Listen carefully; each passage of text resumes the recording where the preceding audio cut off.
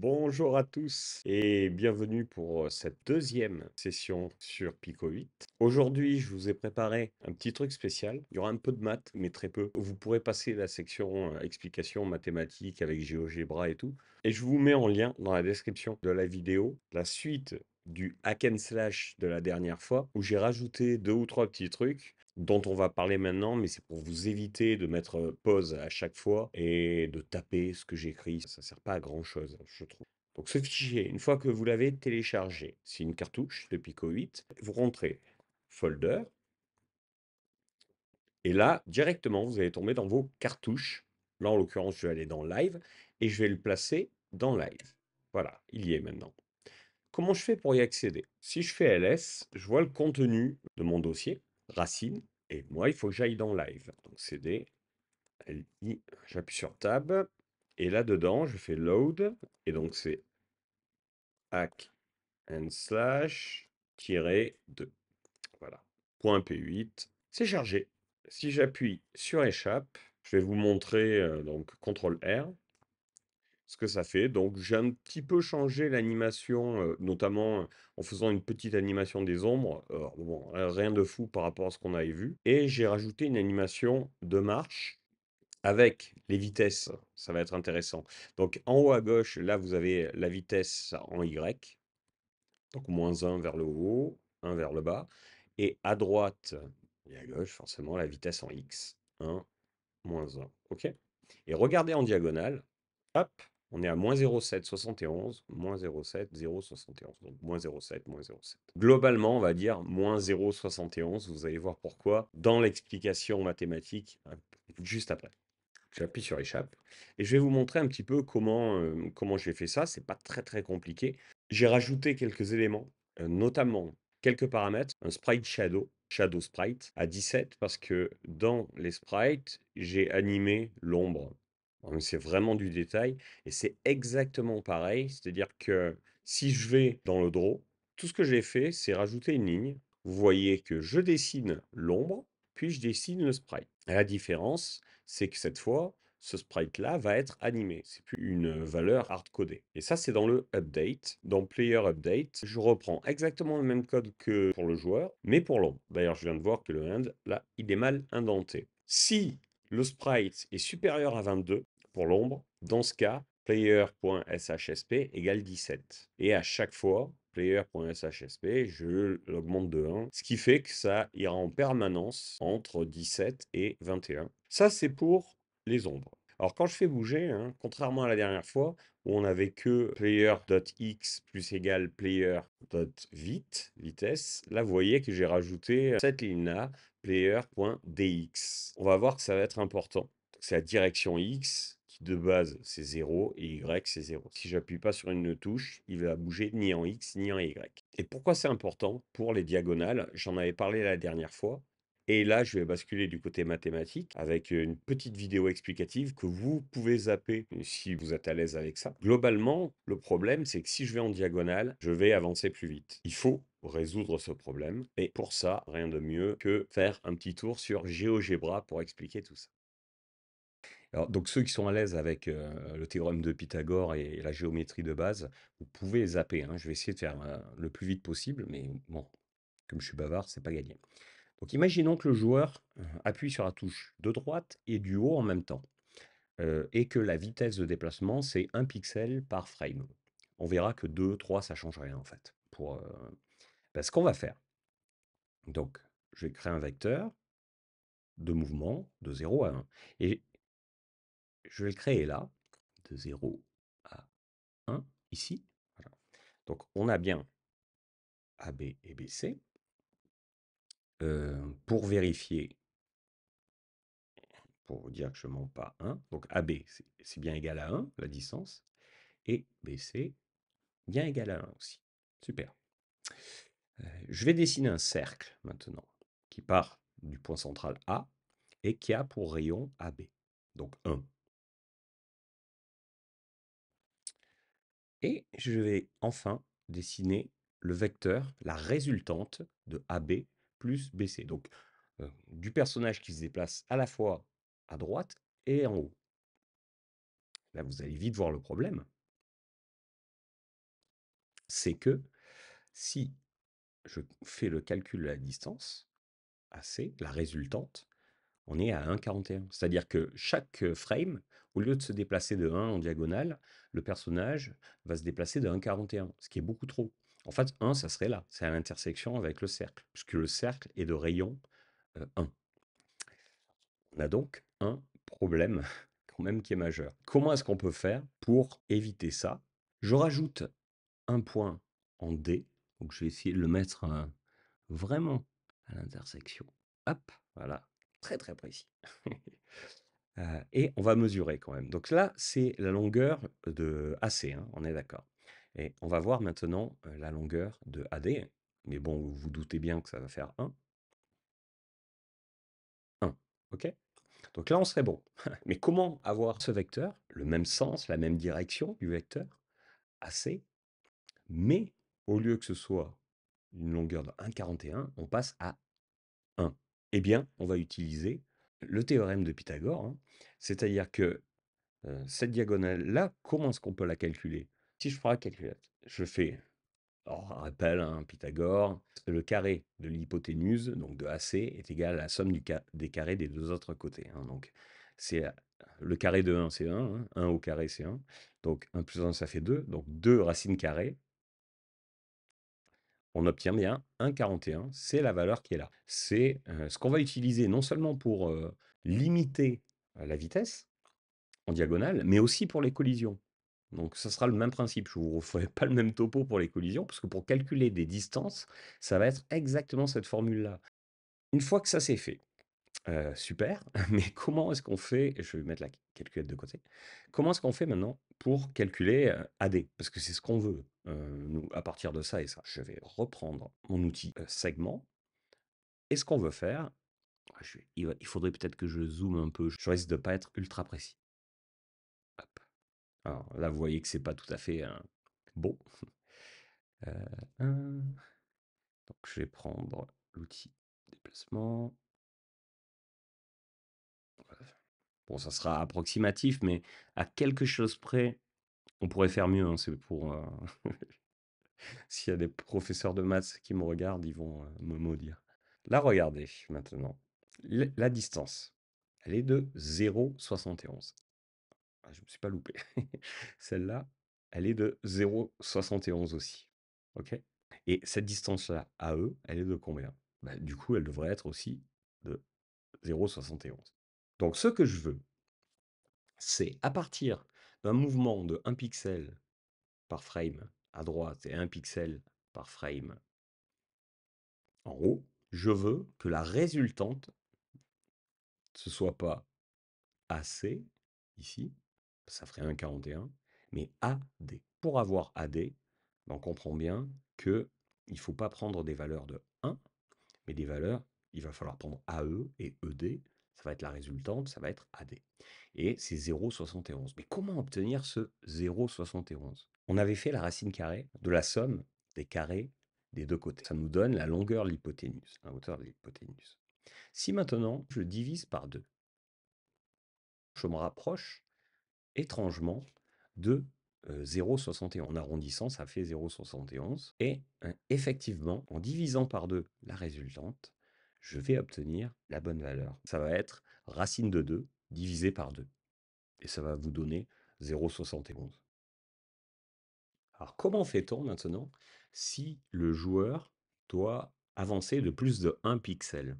S'il avance de 1 pixel, c'est 1 fois racine de 2 fois 2, donc c'est 1 fois 0,71, donc 0,71. Et en X et 0,71 en Y. Si j'appuie sur la touche de droite, puis et sur la touche du haut, alors mon personnage en X se déplace vitesse totale AB fois racine de 2 sur 2, c'est-à-dire 0,71. Et pareil pour Y. Plus BC fois 0,71, ce qui va revenir à cette valeur-là. Si le joueur appuie à la fois sur les deux boutons, ce qui va se passer, si je multiplie la vitesse en x par 0,71, racine de 2 fois 2, plus j'additionne 0,71 en y, bah, avec le même calcul, bah, on a bien deux vecteurs qui vont nous donner une valeur de 1 ici. on va pas du tout toucher la vitesse des 2, hein, c'est des vitesses de 1. Le truc qu'on va faire, c'est que si jamais il y a les 2 vitesses en même temps, dans ce cas, donc c'est une simple condition, dans ce cas, ces vitesses, on les multiplie par 0,71, ou si vous voulez être vraiment précis, et c'est comme ça qu'on le fera, racine de 2 fois 2, et on va obtenir un déplacement diagonal de 1 pixel. Super, mais qu'est-ce qui se passe si je décide que la vitesse du joueur augmente? Cette technique s'applique sans problème, c'est-à-dire que on va continuer à multiplier par racine de 2 fois 2, puisque c'est une proportionnalité. Donc en fait, je vais vous montrer. Si maintenant je déplace A2 ici, au lieu de A2, c'est ici, hein. On était à 0,71, on passe à 1,42, donc le double. On a bien comme résultante un vecteur qui va avancer en diagonale de 2 pixels. La vitesse en x et y est de 2 aussi. Donc ça, c'est plutôt cool. J'espère que c'était assez clair. Je suis pas prof de maths, donc au niveau des explications, j'ai essayé de faire mon mieux. Maintenant, on peut retourner sur Pico. Ensuite, la principale nouveauté, c'est que je rajoute un état, donc une sorte de state machine, mais vraiment très basique. Je crée une variable state qui est égale de base à idle, c'est-à-dire un personnage statique, hein, comme ça. Remarquez au passage qu'il y a aussi la souris qui apparaît. De base, ça n'y est pas, ça. Je vais vous montrer bien sûr comment faire. C'est cette ligne-là un peu magique. J'ai rajouté cette variable état. Si je vais dans Update, si j'appuie sur un des boutons, je change d'état et je passe dans l'état Run. Je l'ai mis pour l'ensemble des boutons. Et si je descends un peu, c'est là que entre en jeu au niveau de l'animation. Ça, c'est le code qu'on avait au départ, hein. Donc, ça n'a pas changé. Le seul truc que j'ai rajouté, c'est une condition. Si l'état du joueur, c'est idle, dans ce cas, ça permet de régler la vitesse, hein. Et si jamais l'état, c'est run, j'ai fait une animation un peu plus rapide parce qu'il y a plus de frames. Sinon, ça manquait de cohérence. Le seul truc que je change, c'est le numéro du sprite. Ça peut sembler bizarre, mais si vous mettez pas ça au départ, le problème c'est que au départ il est en idle, donc au maximum le sprite va être égal à 5. Et quand je vais appuyer sur une touche, bah, je vais pas passer d'un seul coup, même si je suis en run, il faut que j'indique passe à 33. Mais je peux pas marquer passe à 33 au début, sinon ça va bloquer l'animation. Donc je rajoute cette petite condition. Si jamais on a un sprite inférieur à 33, c'est-à-dire inférieur à celui-là, passe-le à 33, parce que je suis en état de marque, ou run, en l'occurrence ici. Donc ça, c'est juste pour sauter au sprite 33 si jamais je suis en mode idle. Ensuite, c'est pareil, hein, et si le sprite dépasse 42, donc c'est celui-là, je reviens au départ. Une fois qu'on a fait un tour de boucle, cette condition-là ne sera plus jamais exécutée. Donc en fait, cette condition se lancera que la première frame où j'appuie sur une touche. Ensuite, deuxième grosse nouveauté, c'est le bouton de la souris. Et d'ailleurs, vous voyez que dans Update 60, j'ai rajouté un Mouse Update et dans Draw, j'ai rajouté un Mouse Draw. Donc, on va regarder ce qu'il y a dans Mouse Update. Dans Mouse Update, je descends, il n'y a pas grand-chose, hein, mais c'est bizarre. Stat 32, ça vous l'avez pas vu. En fait, il faut modifier la mémoire de Pi. Comment est-ce que je sais l'adresse? Ça, c'est un code hexadécimal. Comment est-ce que je connais l'adresse qu'il faut modifier pour accéder aux informations de la souris? Tout simplement, je suis allé, comme d'habitude, dans l'API de Pico. Vous tapez P pour POC, c'est-à-dire je changeais une adresse, un bit de mémoire. Et vous avez des exemples. Moi, le problème, c'est que je ne connais pas par cœur l'adresse mémoire de la gestion de la souris. Donc, je peux cliquer sur Memory, ici, vous voyez. On va aller à la pêche un petit peu. Donc, je descends. Et vous voyez que vous pouvez modifier beaucoup de choses dans cette mémoire. Et en fait, vous pouvez absolument tout modifier. C'est ça qui est vraiment bien. Et voilà, on y est. On nous dit que l'adresse 05F2D contrôle les inputs de la souris et du clavier. Génial. Et pour ça, il faut que je fasse poke avec cette adresse et le flag, je le remplace soit par 1, dans ce cas, ça va juste dire écoute la souris et le clavier, soit, bon, dans d'autres cas. Mais nous, ce qui nous intéresse, c'est le 1. Je reviens sur Pico, poke, l'adresse 0x5f2 et 1. À partir de là, je peux accéder aux informations de la souris. Mais comment? Je reviens dans Mouse Update. On peut accéder, mais si on ne fait pas le poke avant, on ne pourra pas, hein. Maintenant que j'ai passé 1 dans l'adresse de Pico, je peux accéder à des informations très intéressantes que l'on va récupérer avec la commande stat. Et là, c'est pareil, hein.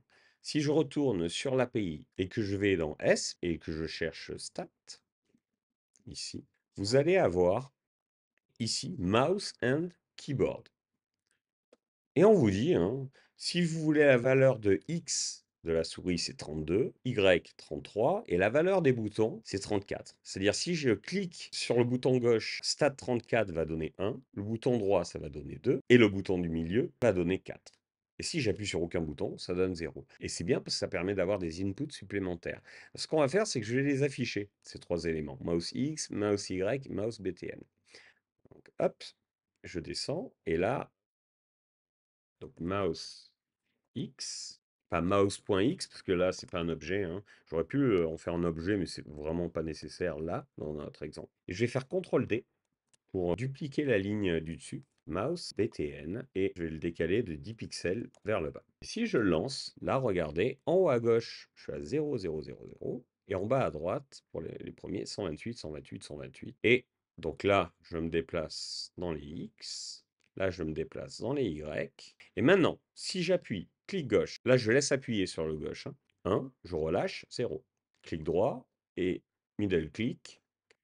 Revenons ici. Alors, comment je fais maintenant, à partir de ces informations que j'ai, pour avoir cette icône de souris? Vous, normalement, vous l'avez pas. Et pourtant, ça ressemble, hein, à la souris de base de Pico, tout simplement parce que c'est la même que j'ai dessinée en pixel art. Par habitude, je le mets toujours en bas à droite, ici. Alors ça ressemble pas vraiment à une flèche, mais en fait, c'est la souris de Pico, hein, l'icône, regardez. Si je passe l'icône exactement à l'endroit du sprite, on a bien la même chose. Donc c'est le sprite numéro 63. Je reviens ici.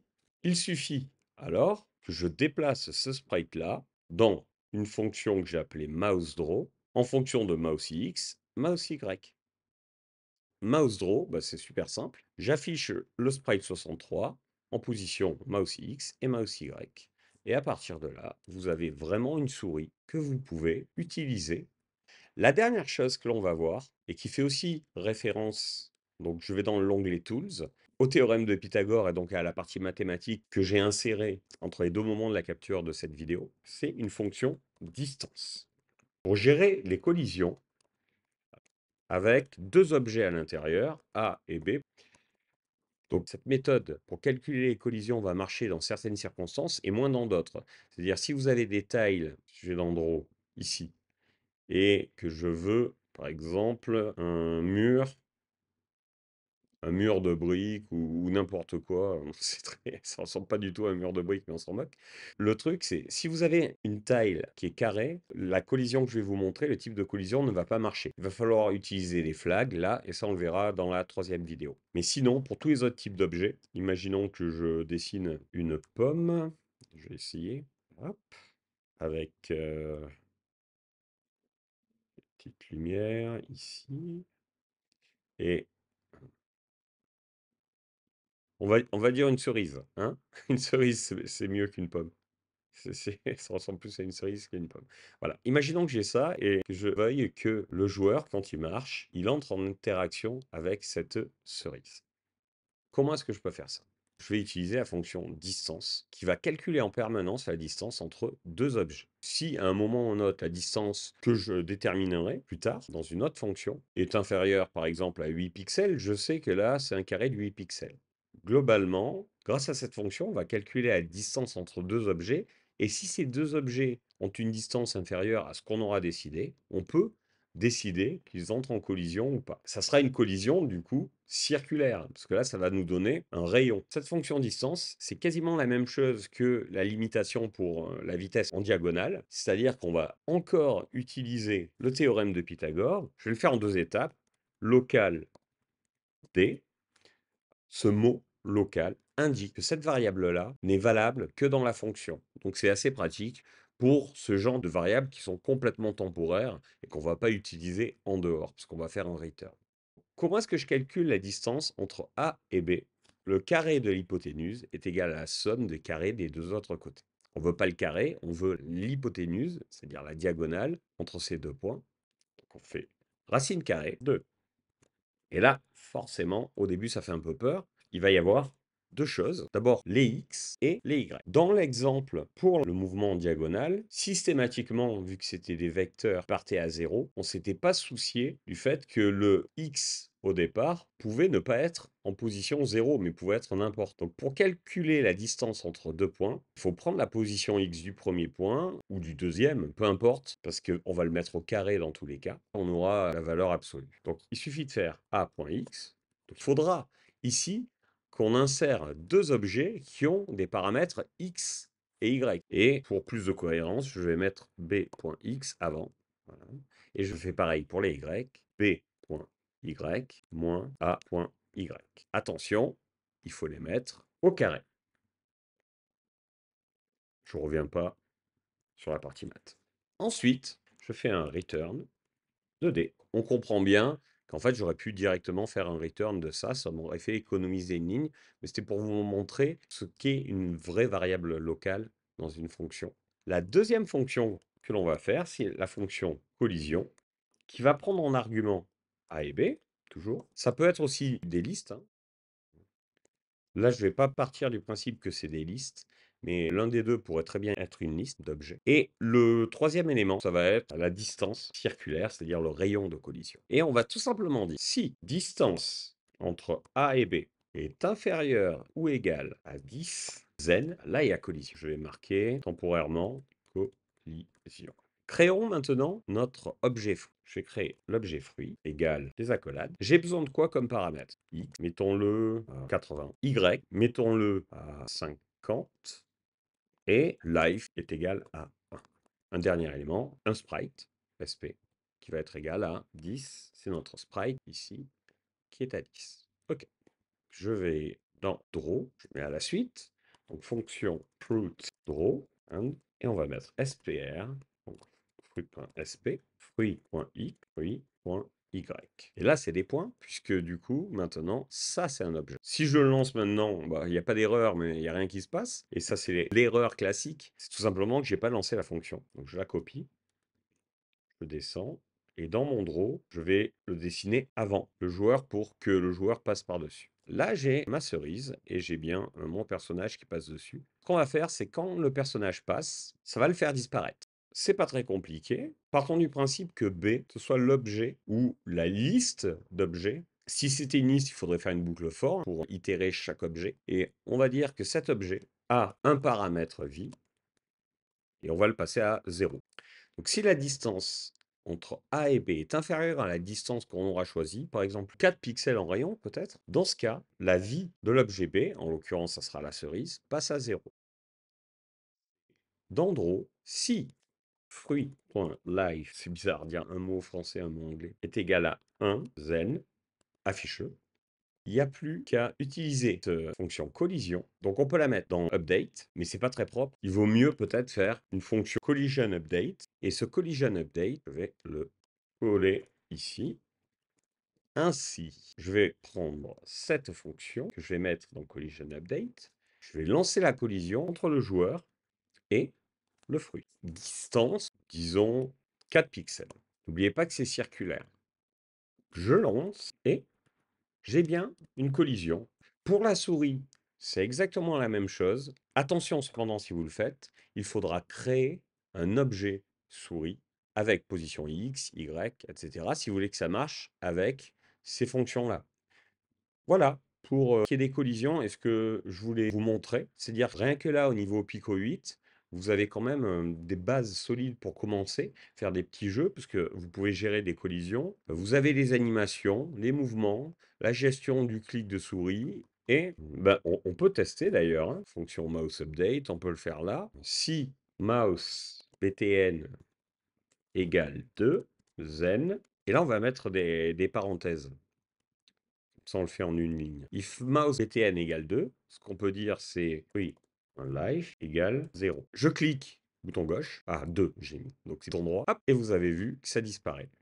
Et je peux mettre une autre condition. If mouse btn égale 0, oui, un life égale 1. Et là, je vais mettre 1, comme ça sera le clic gauche, c'est plus logique. Hop, donc clic gauche, ça disparaît. Je relâche, il revient. Hop, hop. Voilà, donc avec ça, vous avez de quoi vous amuser, je pense, un petit peu plus déjà sur Pico. On va continuer à en faire des petites, vidéos parce que j'ai l'impression que ça vous intéresse. Dites-le moi, si vous voulez vraiment un truc particulier, on peut le faire. C'est le but de cette chaîne aussi. Je vous remercie pour votre écoute, pour votre soutien et pour votre bienveillance aussi et je vous dis à très bientôt. Ciao, ciao.